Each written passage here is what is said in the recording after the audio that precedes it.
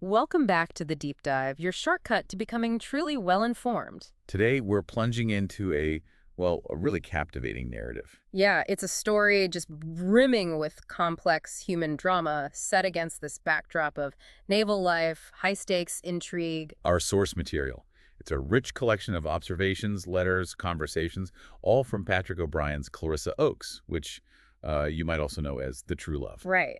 And our mission for this deep dive is basically to pull out the most important nuggets of knowledge. We want to help you understand the intertwining fates of this really diverse cast of characters. The intricate workings of a British frigate, the surprise, and also the unexpected ways personal lives can kind of shape global events. Exactly. So, okay, let's unpack this. So, our journey begins right at sea, aboard the beloved frigate, the Surprise. Okay. The ship is fresh from what the sources call unhappy, desolate, penal shores. And interestingly, Captain Aubrey, he's in a cursed snappish mood. Cursed snappish. I love that phrase. It's so vivid. What does that tell us about his state of mind? I mean, it's more than just grumpy, right? Definitely. Especially since this is happening despite his friend, the surgeon, Dr. Maturin, having made this, well, astonishingly swift recovery. From that truly bizarre near-fatal platypus attack. Exactly. Poison spurs, immensely swollen, dumb, blind, rigid. I mean, it sounds horrific. It was incredibly perilous. And it's striking, how deeply attached the captain is to Maturin. Yet he seems almost vexed by the surgeon's joy over his newborn daughter. Yeah, that bit's strange. He hopes she may not prove a platypus to him. What is that even about? It seems to reveal this sort of melancholic streak in Aubrey. He's reflecting on his advancing age, maybe the ill temper he thinks comes with it. And Maturin, ever the pragmatist, offers some, let's say, unique medical advice for this mood. Not pills, I gather. No. More like bloodletting and repeated sea bathing. He sort of suggests fortitude and philosophy might be more the ticket. Right. Practical advice in its own way. But here's where it gets, really interesting, I think. Just before leaving that penal colony, the surgeon, Dr. Maturin, he does something completely against regulations. He brings a young woman aboard. Clarissa Harville. A convict, but described as unjustly condemned. So how did this act of, well, kindness maybe, how did it cause so many problems for Captain Aubrey? Oh, it immediately creates a huge challenge. It really highlights the underlying tension of life at sea, the constant pressure of rules and regulations. Okay. So the captain discovers her on board, and this leads to weeks of official obstruction and harassment for him. Weeks? Why so much trouble? Well, it seems largely due to an earlier incident, something involving the surgeon back at Government House in the penal colony. Apparently left blood all over the bathstone steps. So there was pre-existing friction. Exactly. It just goes to show, even a captain's authority wasn't absolute. It could be challenged by these seemingly minor things. And speaking of authority, it's not just about his skill as a captain, is it? There's this whole political side to Aubrey. That's a really important point. Beyond his naval skills, Captain Aubrey is also a member of Parliament. From Millport, which is described as a rotten borough. Right. Which, for anyone listening, basically means it was a district with very few voters. His election was pretty much guaranteed, thanks to political influence, not popular vote. So what does that specific detail tell us about how power and, getting ahead actually worked in the British Navy back then? Was it just about talent? Not entirely. It tells us that while skill was definitely valued, getting a flag, becoming an admiral, often depended just as much on your social standing, your connections. The old boys network. Precisely. It's a potent reminder that even for heroes, patronage and politics were often the real drivers of a career. Less a pure meritocracy, more about navigating this deeply entrenched system. Okay, so we've got Clarissa unexpectedly on board, Captain Aubrey dealing with his mood, politics. How did all this play out day to day on the Surprise? What was the routine like? Well, the core routine involved divisions. Every day, basically a formal inspection of the whole crew lined up on deck. Like a roll call and inspection. Yeah, but Captain Aubrey used it for more. He used it to, as the source says, take the ship's pulse. He'd observe the crew, looking for little hints of amusement, knowingness, cynicism on their faces. So gauging the mood. Exactly. And that becomes really crucial later on as tensions start building. Discipline-wise, flogging was apparently quite rare under Aubrey. But it did happen. Oh, yes, for serious things, like the butcher gets punished for mistreating the ship's hogs. So even seemingly small cruelties had consequences. Then the story takes this really unexpected turn. Clarissa Harville and the midshipman, Mr. Oakes, they decide to marry at sea. Right, and the captain's decision to actually allow it is quite surprising. What were the preparations like? I mean, a wedding on a frigate. Pretty elaborate, actually. The captain himself provided this stunning scarlet silk gown, apparently from his own stores. Wow. And the crew, they made a traditional wedding garland. It's a telling detail. It suggests they somehow foretold his decision even before he officially made it. That's fascinating. But this wedding, while maybe happy for the couple, it stirs things up, doesn't it, among the officers? It really does. The atmosphere in the gunroom, that's the officers' mess, it grows. Disagreeable. Officers start showing ill will towards each other. And it's all because of Clarissa. Seems to be the trigger, yes. And Dr. Maturin, with his sharp eye for human behavior, he picks up on all this. What does he notice? Well, he observes things like Captain Pulling's shyness around women, and more significantly, Mr. Martin, the surgeon's mate, struggling with a growing inclination for Clarissa. An attraction. Seems so. It gets so bad that Martin apparently deliberately breaks his own viola, yes, and starts declining dinner invitations, seemingly just to avoid being near her. It really shows how one person can just, completely shift the social dynamics on a ship, creates real internal conflict. Wow. Okay, so beyond all that drama, we also get these glimpses of the wider world, right? Through the patients in the sickbay. Absolutely. It's one of the great things about these books. You have Owen, a seaman, talking about his time on Easter Island. Right. Describing the giant statues, the moles, as he calls them, the moai. Exactly. And he reveals some surprising cultural practices, too, like cannibalism. How does he describe that? Pretty matter-of-factly, actually. Dismisses it as just not over-particular, but does admit it turns your stomach. Huh. Anyone else? Yeah, there's Phillips, who talks about Norfolk Island, another former penal colony, and what happened to its famous pine trees apparently exploded years ago. Exploded? That's the term used. Perhaps disease or mismanagement. It's evocative.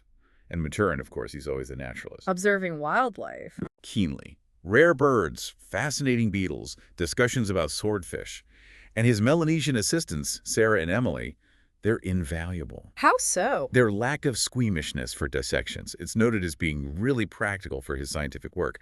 A different cultural approach, you see. Okay, so as we keep diving deeper, the story shifts gear, doesn't it? Towards a big naval assignment. Yes.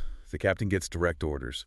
Destination, Moahu. An island in the Pacific. What's happening there? There's a war going on between Queen Fulani in the south and Chief Kalawhoa in the north. And British ships and sailors have been detained in the middle of it. Why is this conflict so important for the British? Well, Chief Kalawhoa is allied with a French privateer, the Franklin. And its captain, Jean Dutourd, is this man with quite radical philosophical ideas, universal equality, communal property, that sort of thing. Okay, so a French alliance is bad news. Definitely. Plus, the British claim Moahu, thanks to Captain Cook planting the flag back in 1778. So Aubrey's job is to figure out which side to back, secure British sovereignty, and protect those crucial trade routes. Which trade routes? Specifically, the fur trade between Northwest America and Canton, but also potentially opening things up with Korea and Japan. So it's high-stakes geopolitics playing out on this remote island. And Aubrey's plan to deal with the Franklin is, well, it's pretty cunning. Extremely. He decides to transform the Surprise, disguise her as a tired, shabby, down-at-heel, 3 years at sea old whaler. What do they call this disguise? The Titus Oates. The idea is to completely deceive the Franklin. That must have been a massive amount of work for the crew. Oh, absolutely enormous. The source mentions the crew, many of them reluctant privateers anyway, groaning, God love us how we sweated. But it's a brilliant piece of naval deception. Really shows Aubrey's strategic thinking. But the mission doesn't just involve deception at sea, does it? It leads to a land battle. A brutal one, fought in a narrow gorge led by a character named David. The sources describe it as incredibly fierce. And the cost was high. Very high casualties, including David himself. The description used is a butcher's bill, like a fleet action. A butcher's bill, like a fleet action. What does that really convey about the human cost, even though the plan technically worked? It means the losses were just staggering, comparable to huge naval battles, not some minor skirmish. It completely strips away any sense of glory, It starkly underlines the grim reality of warfare. A strategic win, but at a terrible price. Exactly. David's death, even though part of the plan's success, is a heavy reminder. And then, almost immediately after this intense violence, There's the victory feast. With Queen Pulani. Yes, and the officers are presented with meat, only for the surgeon, Maturin, to discover a human ear in his bowl. Oh, that's visceral. What does a moment like that tell us, beyond just shock value? It's just this stark, brutal reminder that they're operating in a culture utterly alien to their own European background. It shatters any sort of romantic ideas about island life. Forces them to confront reality. Absolutely. And for Maturin, the scientist, the observer, it really underscores the limits of his understanding when he's faced with these deeply ingrained local practices. It's profound cultural shock, highlighting just how vast the differences in values and taboos can be across the world. Okay. Running alongside all this naval action and cultural encounters, there's the other plot line. Maturin isn't just a surgeon. No, he's also a British intelligence agent. Yeah. And he's on this critical mission. Trying to uncover a traitor?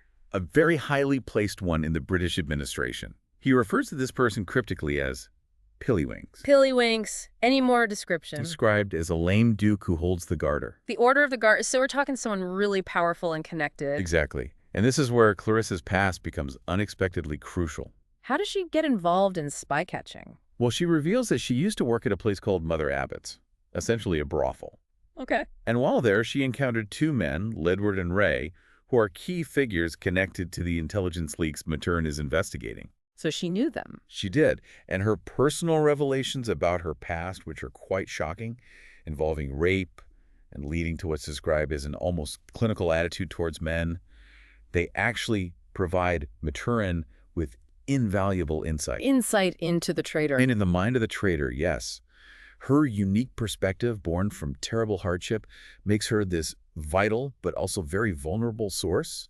It's mentioned how she can discuss men in general, everyday men, even amid things like floggings, and it just points to this extraordinary resilience she has. Incredible, and as if Aubrey doesn't have enough on his plate with battles and spies. Right. He's also grappling with a new inheritance.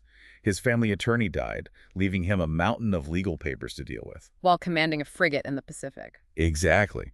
And he even finds time to offer the surgeon's mate, Mr. Martin, the one struggling with his feelings for Clarissa, a vacant church living. A position as a clergyman. Yes, Finney Horkle or Uphellions are the names mentioned.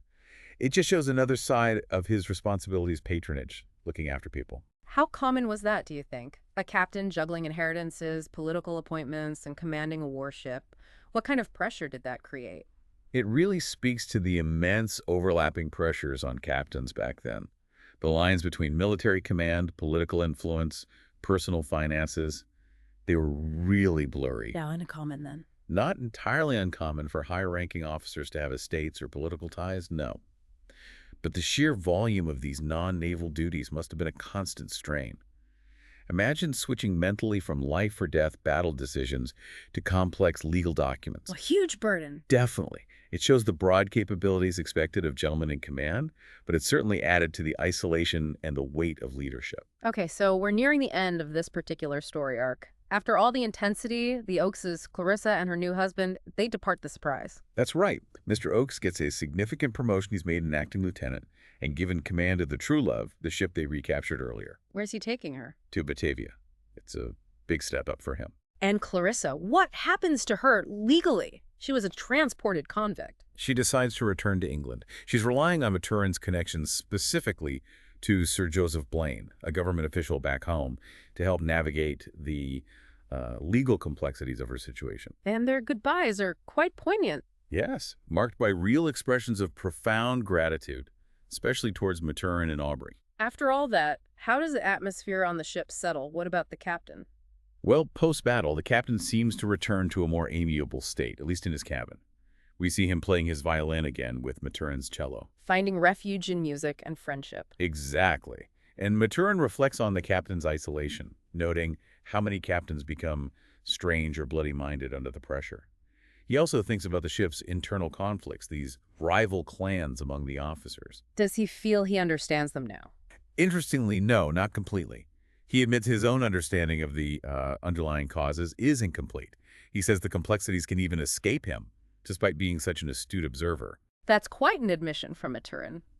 What do you think those underlying causes might have been?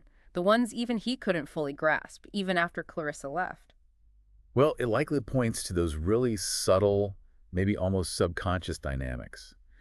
human interaction in a confined, high-pressure place like a warship. More than just Clarissa being there. Oh, I think so.